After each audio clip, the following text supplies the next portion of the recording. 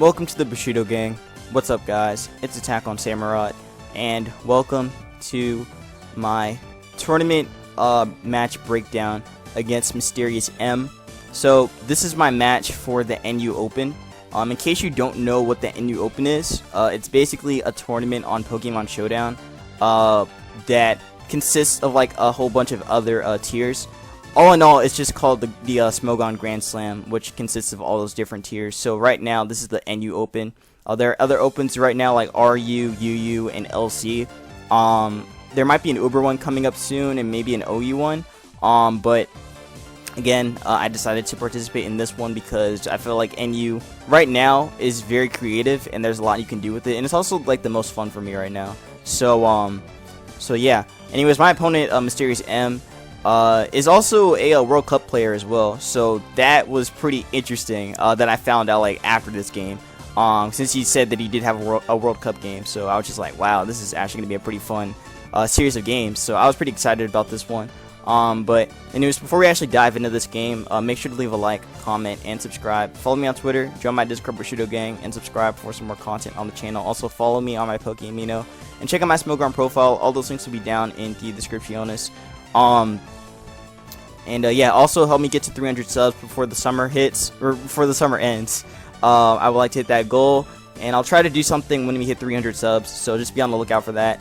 And yeah, so in terms of matchup against my opponent, Morpeko and Hitmontop are very, very solid, especially Morpeko, as Morpeko can pretty much just body everything with Aura Wheel. Like, Aura Wheel just beats down this. It could definitely deal with this as well. And if he's like an offensive Hitmontop, then Aura Wheel can just beat that down. Same with Togedemaru, as the dark version can actually pretty much just kill it. So yeah, so Morpeko is very solid matchup wise. Hitmontop is also going to be really nice as well as a late game cleaner. So I want to make sure I can keep Hitmontop as healthy as possible. But my main goal was to try to make sure that this Swoobat doesn't set up, because if Swoobat sets up, it actually wins the game. So if I can prevent that throughout the majority of this game, then I should be able to have leeway with my opponent, and I should be able to get what I need to get out from this game. So without further ado, let's dive in. So turn 1, I lead with Persian as he led with Togedemaru. I led Persian because Persian was pretty much the fastest mon on my team, and it outspeed everything, even the Swoobat. So I will be able to pressure him right off bat and even be able to get some switch initiative going, or even be able to get off a knockoff. So this right here I thought was the right play for me. So he led Togedemaru, which again I was fine with. It didn't really matter unless he was Choice Scarf. If he was Choice Scarf, he'd be able to U-turn or get off a Toxic, whatever you wanted to do. So he does reveal that he's Choice Scarf right there, as he's able to outspeed me. I do get the U-turn off, and he is going to Toxic me. So this Persian getting Toxic isn't the worst thing in the world. I go Sandaconda as he's forced to switch out, predicting an Earthquake, but I actually go for the Glare on the Thwacky switching. So I went for Glare because Glare pretty much just caught everything. Like again, speed control was the biggest thing I wanted to make sure I had in this game. If I had the speed control right off bat, then I could really get going with Morpeko and even my Hitmontop. So Thwacky getting paralyzed, it's probably one of the biggest things. It's probably one of the biggest things that happened in this game. So I was pretty happy about this. But yeah, again, I could have went for Rocks or I could have went for Glare. In hindsight, like, Rocks weren't really the best option in the moment because, well, again, this would have had a free switching, and I want to make sure this doesn't get a free switching or whatever else could have came in. So yeah, Glare was the best play for me to make. But now I can go for Rocks since he's slower, and he goes for the knockoff on my getting rid of my Rocky helmet, which I was okay with. Sandaconda is just going to be kind of a sack later on in the game. He goes for the Yui on my switching into Persian, so now he's going to bring in the Hitmontop. And with Hitmontop coming in, I was just like, okay, he's either going to go for a spin or he's going to try and go for a fighting move. He's going to do one of the two, and I really wanted to prevent Rocks from being removed. So what I'm going to do here is I'm going to go for the Parting Shot on the Hitmontop, as I'm actually running both Parting Shot and U-turn. I'm running both of those because, for one, I want to lower the stats on my opponent, and also, two, this is just another option to deal with Malamar in case I have to run into one, as I can actually U-turn and do a good chunk of damage to it. So yeah, getting the Parting Shot on that is good. He's going to go for the Treble Axe on the switch, which was a great play, but unfortunately gets a crit on me, and that's going to be a dead Rotom. So now I won't be able to defog, and also I do miss out on a spin blocker. So now I can go more Pico, and I can kill him off with the Aura Wheel. So again, that told me that he was just fully offensive, no defense investment, which means this thing was going to fall over. So as you see, the Hitmontop fell over, and now I become a Dark type, and I'll be able to hit everything. Garbodor comes in here, but I'll be able to take the hit as I go for the Aura Wheel and do a good chunk of damage to that Garbodor. He goes for the Stopping Tantrum, but my Morpeko lives! My Morpeko lives! And I'm able to kill him off with the Aura Wheel, and that is going to be a dead Garbodor. So pretty much get 2 kills off of Morpeko, and we're about to get a third one right now, because he's going to go right into Togedemaru, as I'm able to outspeed him, and now I can kill him off with the Dark version, and that will be a dead Togedemaru. So Morpeko got 3 kills right off that, and it's only been 9 turns into the game. So yeah, Morpeko, it's great. This Mon, I love this Mon. I love this Mon so much. Like, I never realized how good Morpeko was, even like in the beginning of Sun and Moon. Like, it's crazy. It's crazy how in the beginning of Sun and Moon, like this Mon, or not Sun and Moon, the beginning of Sword and Shield. What am I saying, Sun and Moon? This isn't Gen 7, but yeah, in the beginning of Gen 8, like Morpeko was kind of like overshadowed, but then it started to get better as it you know, like dropped into the tiers. And I think NU is really the spot where this Mon's gonna be in. But at the same time, I feel like this Mon could end up dropping, or not dropping. It could end up like being moved back up into RU. Like, this Mon is so good. Like, it's able to just kill everything in this meta, which is insane, man. It's such a good Mon, man. It's such a good Mon. But yeah, we're able to kill off 3 monsters, which is perfect. Now what he can do is, as I become an electric type, he can bring in Golurk, and I'm forced to switch out because I'm not trying to take an Earthquake. He can go right for the rocks, which honestly, in hindsight, I think that was a really bad play. I think he should have went for the Earthquake and just went very aggressive here. Again, if he went for the Earthquake, then 1, he would have gotten a kill, and 2, I would have had a rough time still trying to pressure him. Granted, I still could have done it with Persian, as I actually do have Foul Play on the set, so I would have been able to kill that Golurk. But yeah, again, I don't really agree with that Rocks play. The Rocks didn't really get him anywhere, in my opinion. But yeah, he does get up Rocks. He can go for the Poltergeist, as he does a ton to my Garbodor, but I'm able to live, and I do get the Tauntic on that Golurk, which is fantastic. So now that I got Tauntic on that Golurk, I'll be able to kill it off with a Crunch, as he actually kills me, or kills off my Garbodor with the Poltergeist. And now I can bring in my Morpeko and go for the Crunch. I'm running Crunch on this because I don't want to have, you know, Morpeko as it being an electric type. I don't want it to be locked in to the electric type Aura Wheel, so I want to have something else to be able to hit Ghost types be able to hit Ghost types instead of just going for the Aura Wheel, especially if it's something like Golurk or just a ground type in general. So that's why I have Crunch on this set, and I'm able to go for it, and I'm going to kill off the Golurk. So Morpeko gets 4 kills, which is fantastic. That's Morpeko, man. That's Morpeko.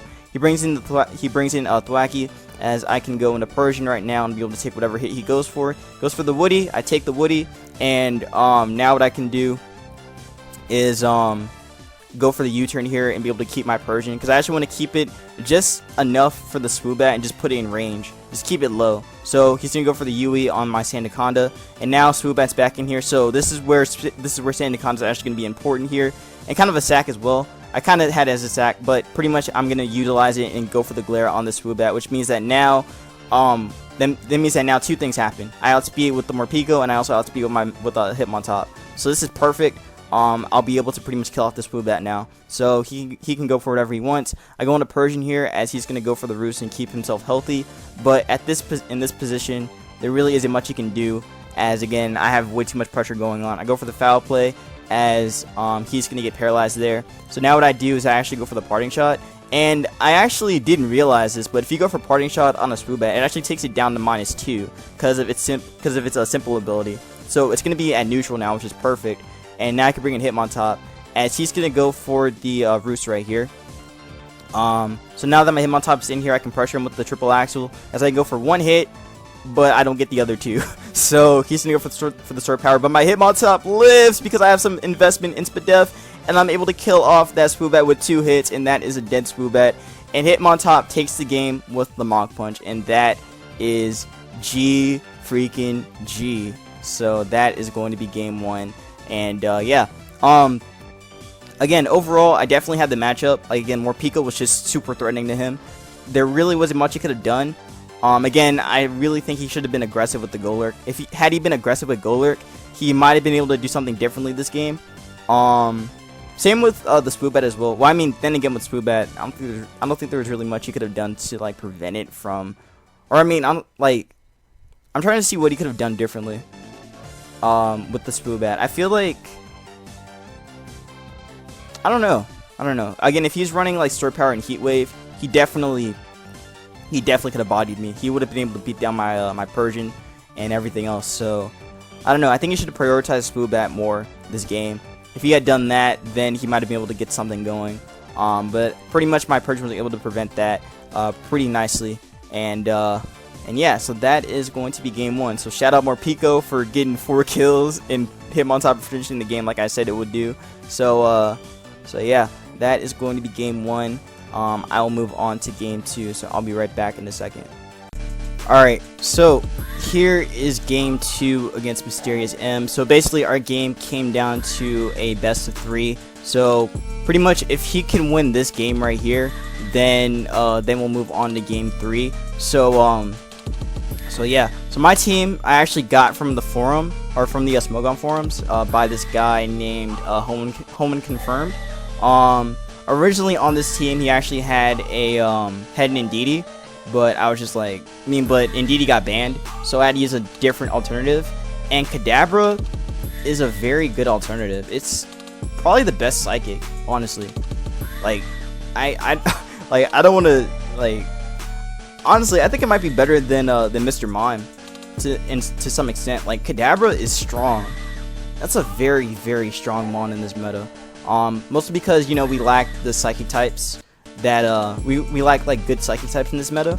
So having something like Kadabra back is fantastic, as this mon hits 105 speed. So basically it speed ties with Scyther, but its special attack is insanely high, being at 120. So this mon is good right now. This mon hits everything so hard. Anyways, we're gonna dive into this game, as this game was actually very close. So here we go. So turn 1, he leads with Eldegoss as I lead with Lantern. I led Lantern because Lantern is able to pressure a lot of his team with Toxic. As Toxic can wear down Pilot's one, it can deal with the Still Valley. It could also deal with Scyther as well, and also Lantern is just physically defensive, so it could take pretty much every physical hit, especially from Scyther, and even from Still Valley to some extent, before it can set up anyway. But without it setting up, it just does like, I mean, it still does a good chunk. It's like a 3 KO on this, but still, Still Valley is just very strong in general. But yeah, I didn't really have much of a lead against him anyway. Looking at it, like I could have actually let Kadabra. Kadabra would have been a good lead as well, but I could not risk that Togedemaru being Choice Scarf lead. So that's why I let this as a lead as well, just to kind of counter the Togedemaru. But him leading Eldegoss was a great lead as well. So I go for the Tauntic on this, as he's gonna go for the Sleep Powder. So him getting that Sleep Powder off is really bad. But I go into Stunfisk, as he's going to predict my switching and go Pilot Swine right off bat. I switch back out and go into Rotom, as he's going to go for the Earthquake. So he made a safe play going for Earthquake right there, not trying to make any predictions. I go for the Volt Switch, or actually I go for the Willow on the Clef. I went Willow, you know, just to catch the Pilot Swine. But yeah, he made the right play going Clef to catch it, so good play on his part. I go for the Volt Switch. Volt Switch did a lot. That did a lot. That's definitely like some kind of defensive Clefairy. The fact that Volt Switch did that much to it. So it's definitely like more like physically oriented than it being specially oriented. So he goes for the Teleport on the switch in, as Pilot Swine is back in here. I go for the Yawn actually. I went Yawn as kind of a catch-all play. But honestly Rocks was better too, but I just couldn't risk it. I thought maybe, I mean, it was really just like a panic kind of play. I didn't really know if I wanted to I didn't really have a switch in anyway. Like Pilot Swine is very threatening right now, as like pretty much an Adamant one is pretty much the set that everyone has been running in this meta, as it just destroys everything. Like ground and ice coverage together are good in NU. They're very good in NU. So it was really hard for me to pressure this Pilot Swine. But I went for the Yawn because, again, like I said, that was pretty much like the best play I could make. I did want to go for Rocks, but I just couldn't risk him going for Earthquake. But again, he pretty much just caught me and just got Rocks up anyway. So I can at least force him out and still get up Rocks anyway, which was my goal. So I'm able to do that. But he can go Eldegoss right here, and I have nothing that can really pressure that. So he brings in the Kadabra. So I bring in my Kadabra, and he's gonna get the speed boost right there. So now that I run my Kadabra in, I can pressure him pretty much right now. Psychic does a ton to a lot of his mons. Again, the fact that this Clefairy is defensive means that Psychic can pretty much 2 KO it. This Togedemaru is not very like invested in Spadef, as Togedemaru isn't like, you don't really see like AV Togedemaru. You usually see like Choice Scarf down here. so Psychic will do a ton to that. As I'm actually Life Orb on this set. So yeah, Life Orb Kadabra is just a heavy hitter, very heavy hitter. And like I said, it outspeeds this whole team pretty much, except for the Scyther, which we speed tie. But outside that, Psychic just bodies everything. So yeah. Again, with this Eldegoss being in here, he's definitely going to switch out and go into something to take the Psychic. So he goes Togedemaru, as I do go for the Psychic, and Psychic does a whopping 44% to that. So yeah, that is a lot of damage. I go into Stunfisk. I go into Stunfisk as he goes through the U-turn, and now Pilot's One is backing here. And like I said, I can't really pressure this. I go into Rotom Fan as he's going to predict my switch and go for the Crash, and that was a great play on his part. Like I said, I really couldn't pressure the Pilot's One. I didn't really have much to pressure. I mean, granted, I could have went Lantern right there, but it was just too heavy for me to make that prediction. Like, he could have went for Earthquake on my prediction. I mean, he could have went for Earthquake on my switch in. I could have went Lantern there, honestly, and that still would have been fine. I maybe could have played around it, but I just didn't think about that at the time. I was just like, okay, I really need to get rid of these hazards so that way I can still try to pressure him the best I can. But he's going to get the Crash off, and that's going to be a dead Rotom, so I can't defog anymore. I go Liport here. Liport was a very confusing play. I don't think I should have made this play, but in hindsight, I literally had no other option but this play. So Liport's actually Choice Bandit, so Knockoff's going to do a really good chunk to that, but he's able to kill me back with the Earthquake. That crit did not matter. This is a Liport, and Liport is very frail, so now I can bring my Kadabra in and kill him with Psychic. Actually, I go for the Shadow Ball. I want Shadow Ball as a catch-all play to catch the Togedemaru, or maybe if you wanted to stay in with Pilot's One, it probably still would have killed. Potentially. Probably not, though, because Pilot's One still has some really good HP, but its Spit Def isn't really that great, even with the Eviolite being gone. So, I don't know, but Shadow Ball was pretty much just to catch the Togedemaru, but he's able to just sack the Clef right here, so he can sack Clef for free, and he can go into the Togedemaru again and pressure me again. So I go Toxicroak this time. I went Croak because, again, I was predicting him to go for the U-turn, which pretty much was like my best mid ground. So with me bringing in Toxicroak, I can actually pressure him a little bit with Knockoff. So he is going to U-turn right here. So he hits the Yui, and now he can bring in Silvally. And when he showed Silvally Ghost, I was so shook. I was just like, what? like I've never seen Silvally Ghost, and this Mon actually hits harder than Golurk, I think. Well, no, it hits harder than Golurk because of the multi-attack being at 120 and it being a Ghost Stab. So yeah, Silvally hits hard. So I didn't really have much of an answer to it, but yeah, he goes for the multi-attack, and that does 40, so that is a ton of damage. I have to go for the Yawn, or actually I think I tried going for Rocks here. I probably went for Rocks, or I yawned. I did yawn. So I yawn, which can at least put the Pilot's One to sleep. So I'm going to sack my Stunfisk now, as now what I can do is actually pressure him with the Kadabra. So I bring in Dabra, as I can go for the sub here. Went sub, because pretty much sub guarantees that that one I can get behind the sub, and I can still pressure him right off bat. And also, if he doesn't wake up on the next turn, then I can just pretty much kill the Pilot's One and still try to get some pressure going. Like, Kadabra still had a shot here, which is saying a lot. Like, Psychic just can potentially beat down Scyther, but it's still like a roll anyway. It's just not a roll, it doesn't kill. Unless I got Chip on it, which was kind of hard to get off anyway. But still, Psychic and Shadow Ball mess up the Silvally as well behind the sub, as I can pretty much just kill it. And Eldegoss can pretty much get worn down as well. So yeah, I go for the sub here as he's going to try and wake up. But unfortunately, he does not wake up, and I kill him with the Psychic. So that is going to be great. Now what he can do is go Scyther. And unfortunately, I win the speed tie. So with me winning the speed tie, he can get off for a free U-turn, and he's going to break my sub. So that's great for him. And now you can go Togedemaru and hit the Yui again. And I have no Yui switching besides my own Lantern. Actually, I thought he'd go for Iron Head this time, predicting Toxicroak, but he went for the Yui anyway. So now I'm trying to hope that my Lantern can wake up, but my Lantern's just going to be like, I'm sleeping, fam. So he's going to kill me with the multi-attack, and that's going to be a dead Lantern. And now I have to go Kadabra and hope Shadow Ball can kill, but it's not going to kill because Silvally has some good defenses. So yeah, that's going to be a dead Kadabra. And now all I have left is my Choice Scarf Toxicroak, which I'm able to actually beat the Silvally with now.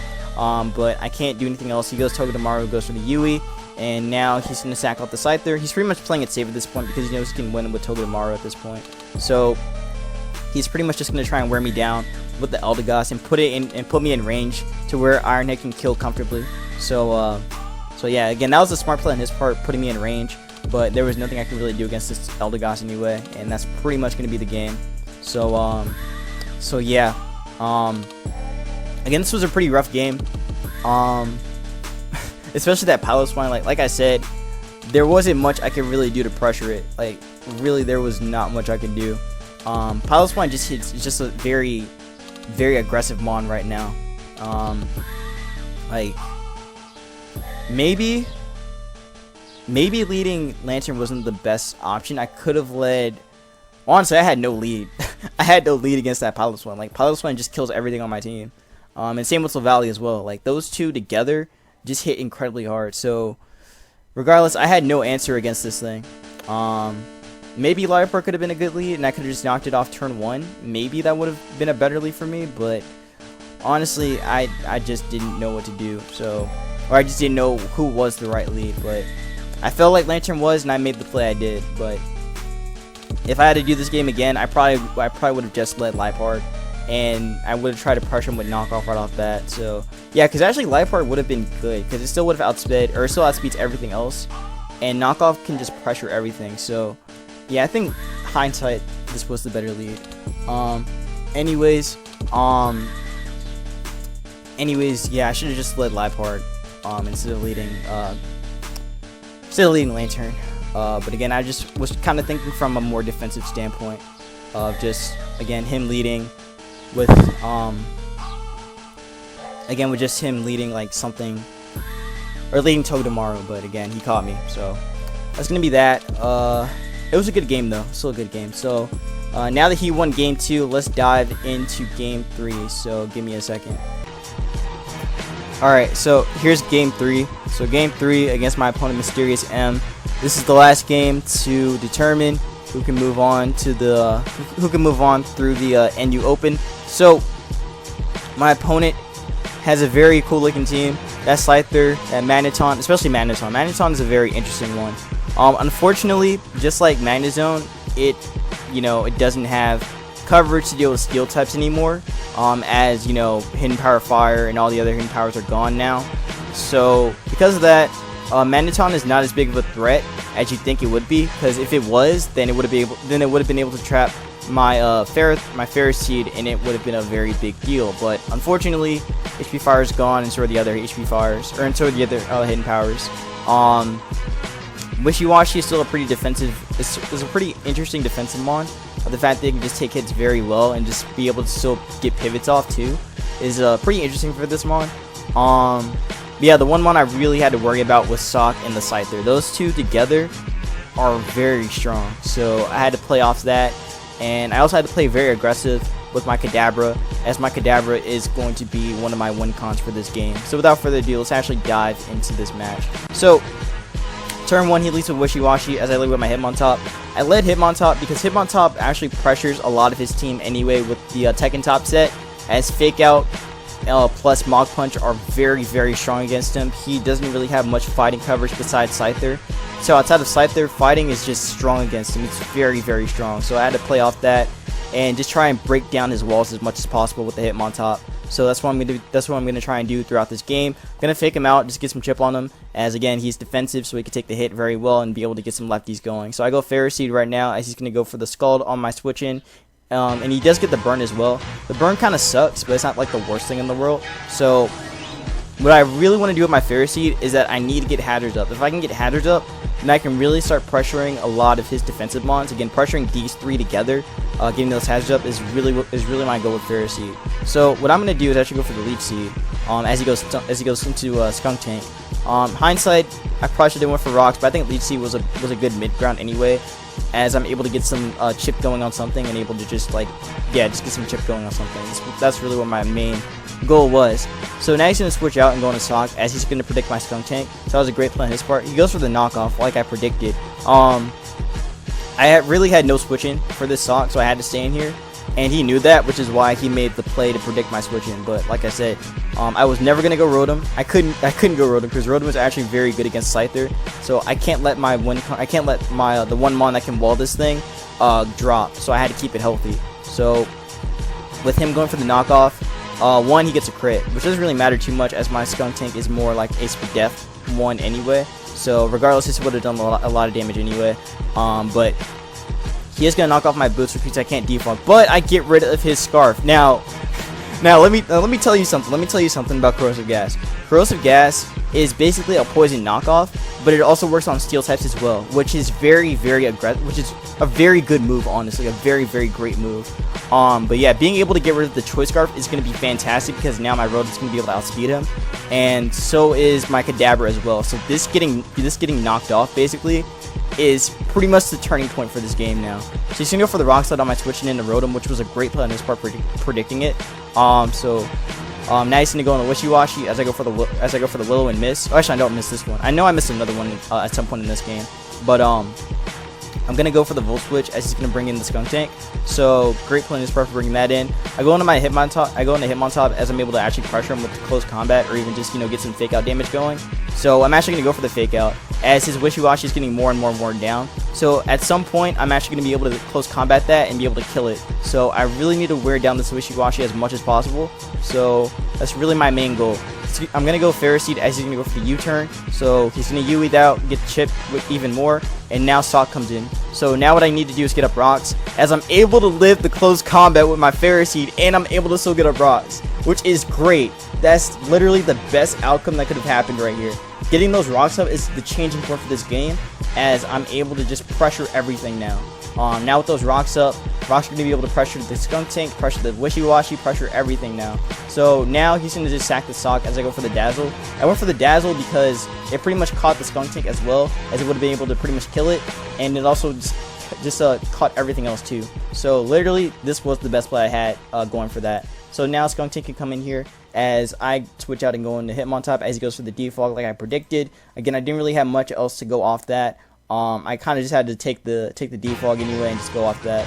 So he is going to defog my rocks away, unfortunately, but this is fine because now with wishy-washy coming in here, I can now kill it with the close combat. So I'm able to kill off the wishy-washy with the close combat now as he's about to fall over, and there goes the wishy-washy. So one wall is out the way and his other wall is weakened. So what that means is that Kadabra is going to have even more leeway. So this is great. This Mon being gone is perfect. Now he brings in Scyther. Now I make a crazy play. As you see, he's going to go for the dual wing beat. Now, he was in the back. I had to go off him going for a really aggressive play, making him, like, I was thinking that he would SD, because if he can't break through my Rotom, then he's not going to be able to really break through me. So I was expecting him to go for an SD, which is why I stayed in here and went for the triple axle, but instead he went for the dual wing beat and is able to kill me off. So that's a great play on his part for doing that. So now I bring in Rotom as he can go for the Yui here, and he brings in the Mag as I go for the Willow, and I do burn that Magneton. So again, I went Willow, this again as a mid ground, and also I wanted to burn that Scyther if possible, in case he wanted to stay in and maybe go for knockoff or something, which I think he already knocked me off, so never mind. Wait, no, he did knock me off at this point, but still, if he had done it, then I still would have lived it, and I could have burned that Scyther, and that would have definitely been good for me, because in my own Kadabra could still pressure him too. So, but yeah, still burning this Magneton is actually going to be pretty important though. So just be on the lookout for that. But I'm going to Volt Switch here. Actually, I'm going to get some health back as I go for the Pain Split. And he goes to the Flash Cannon. So that Flash Cannon damage told me that he was most likely Choice Specs, as that did a ton. That did a ton to me. So yeah, I'm going to have to Volt Switch out as he brings in the Stunfisk. Or not Stunfisk, the Skunk Tank. So now I have to go into my own Skunk Tank. I went to my own Skunk Tank because, for one, I wasn't sure if Golurk was going to outspeed. And two, I wasn't even sure if Dazzling was going to kill from that range. So I had to go Skunk Tank. So I had to go Skunk Tank here as pretty much like a sack, and also just pretty much just a mid ground, because I didn't really know what else, I didn't know if this thing was fast or if this thing was slow, so I had to make the play I made. But yeah. He goes for the Fire Blast, which does a ton. Not really. I'm Spadef on this. So I go for the Jab, as it doesn't do very much. So now what I'm going to have to do is actually go for the Corrosive Gas and get rid of his item. So I get rid of the Black Sledge, and now he goes for the Fire Blast again. I go for the Jab, and we're pretty much just going to 1v1 each other. And that is going to be that. So we get rid of both our Skunk Tanks. And now what this means is that, well, this means two things. It means two very important things. It means that Kadabra is more free than ever to just psychic through him. It also means that that Golurk doesn't have a dark resist anymore, which means that Golurk is going to be really good as well in breaking through that Sandaconda. So he's going to go Scyther as I go Golurk. So like I said, I went Golurk because Golurk was pretty much like the best play possible, because for one, I definitely would have outspeeded Sandaconda, as Sandaconda isn't max speed, or doesn't run like a lot of speed investment anyway. The most it goes up to is, as of right now, like 200 speed. So my Golurk would still be able to outspeed it, and I would be able to pressure it with Poltergeist. So he goes for the Yui, as Yui does a good chunk to me, but he brings in the Sandaconda, as Poltergeist does over half to that Sandaconda. Like, that damage is insane. This is Banded Golurk. This is Banded Golurk, by the way. This is Choice Banded Golurk. And that is some insane damage.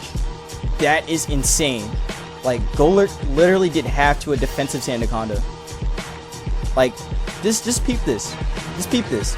This is strong as hell. This is a very, very strong move for Golurk. This is a move it needed. It needed this move. And it got it. And you see this damage? So, that damage is insane. So now I'm able to pretty much kill off the Sandaconda, which is great. And that also means that now Scyther, and not Scyther, well yeah, Scyther is going to be pressured. He brings in Mag as I go for the Rotom. And he goes for the Volt Switch on the switching, which I'm just kind of confused by. I really didn't agree on that play. I mean, I guess that would pretty much, like, maybe it was predicting my Rotom to come in anyway. Or maybe it was just a throwaway move. But still, he is able to kill off my Magneton, and I'm still able to kill off I'm still able to keep my Golurk healthy, which is still good for me, because with my Golurk being healthy, I'll still be able to beat down that Scyther. So this is still fine. So he brings in Scyther now as I bring in the Golurk, and my Golurk is going to take this Wing Beat and about to beat down that Scyther with the Poltergeist. And that is a dead Scyther. And now all he has left is his Magneton. He goes for the Flash Cannon.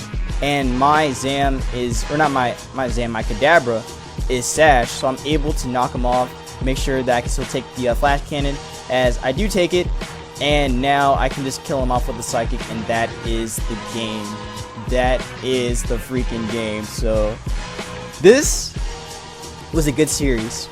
This was a really good series. I enjoyed every moment of it. Literally, this was like the most fun I've had in NU for a while. Like NU right now is at a really good point. Literally once all the mons that are from OU drop down, like all the new mons that are going to drop, like once they start dropping down into NU's going to be a lot better.